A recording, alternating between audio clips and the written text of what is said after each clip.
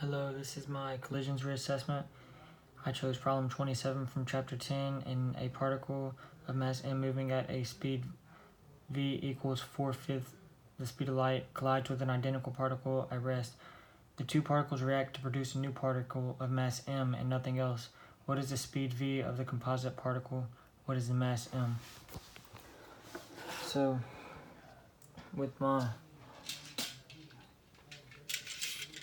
we wanted to pick a system first for the speed, and the system is the two particles which become the composite particle after the collision.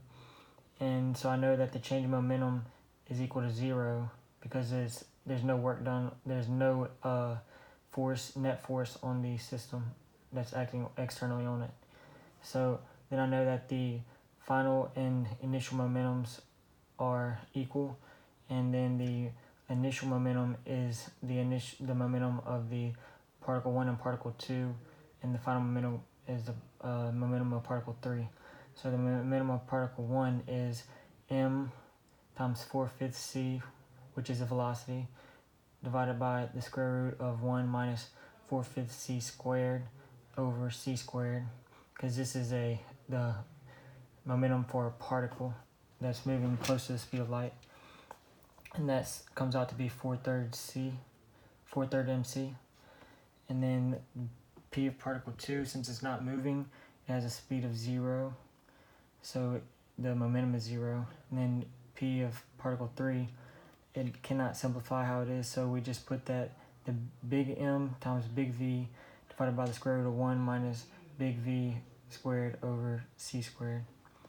And then I know that the momentum before is equal to the momentum after. So 4/3 mc plus 0 equals mv over square root of 1 minus v squared over c squared. And this is equation 1 for determining the speed. And then next I have the same system. The work done by non-conservative forces is 0, which is equal to the change in kinetic energy. I now have to find the change in kinetic energy, so that way I have two equations and I can solve for V. So the kinetic energy before is equal to the kinetic energy after. And the kinetic energy of particle 1 is equal to mc squared over the square root of 1 minus 4/5 c squared divided by c squared, which comes out to be 5/3 mc squared.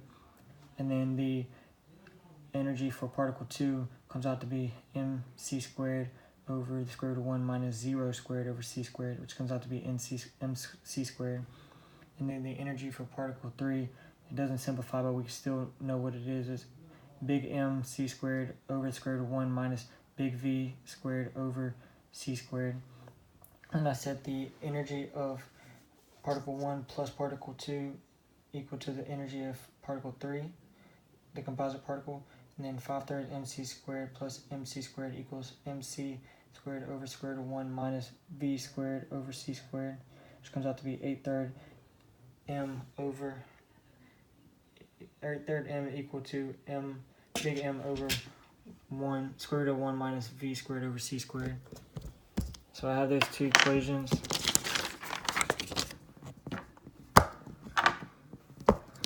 I now have to set them equal to each other, and I end up having